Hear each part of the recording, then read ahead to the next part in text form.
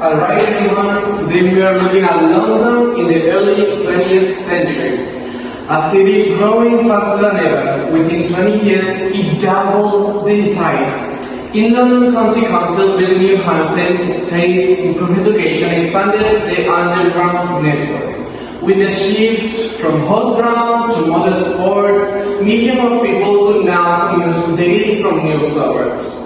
Okay, so economically, London was still a manufacturing and economic powerhouse, with the Port of London as its largest employer. The Guardian era brought peace and prosperity. The British Empire was at its height, and London's population reached 6.5 million, more than Paris, Berlin, Moscow, and even St. Petersburg combined. But the First World War in 1914 changed everything, bringing bombings, industrial unrest, and widespread unemployment. Professor, how did the women's movement fit into that period? I mean, I've heard about the suffragettes and their role, but what were they exactly? And was there like a phase of the revolution? That's a great question, Sophia. Emmeline, Pankhurst, for example, was a leading activist who founded the Women's Social and Political Union 1903, the WSPU. These women, known as suffragettes, believed in needs, not words. They protested, broke windows, and chained themselves to raids and went on hunger strikes to demand the right to vote. Actually, Emmeline herself was arrested several times, and the government even passed the Gun Act to deal with the hunger striking prisoners. When war broke out in 1914, she passed her campaign and supported the war effort, which helped change a lot of the public opinion about women, Finally, in 1918, women overthrew the vote, and by 1928, the year Pankhurst died, women won equal voting rights with men. Where am I? Why is everything black and white? And what is this? Women of England, for centuries we have been spectators in the theatre of men, watching laws made about us, without us, but silence is no longer our duty, it's our enemy. They say we are weak, but look around you. Weak when we raise our children, run our homes, feed their hungry. Weak?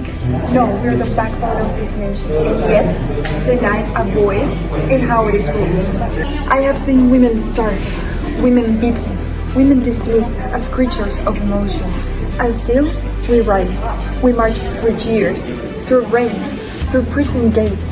We endure hunger, we endure humiliation, and still we demand what is ours by right: equality before the law. Mrs. Pankhurst?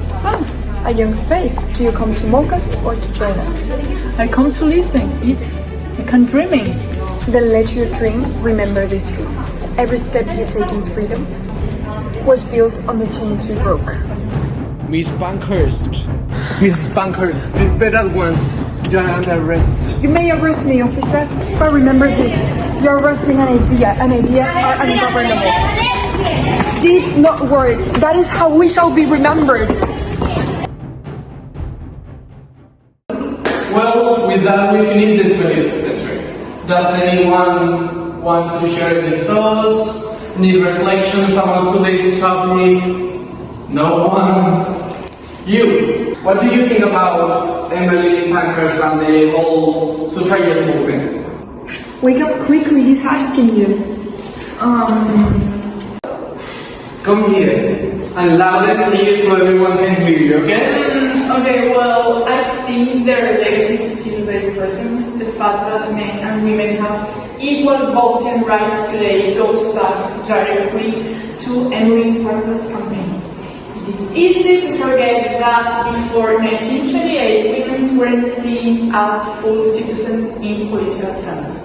The movement didn't just win the vote, it changed how society viewed women's role in public life. The suffragettes proved that political participation wasn't limited to men, and they opened the door for women to take part in debates, policy making, and government. I mean, role is a reminder that rights are never automatically given, they are achieved through persistence. In a way, her fight is still inspires today's movements for equality and representation. Excellent reflection, Lucía.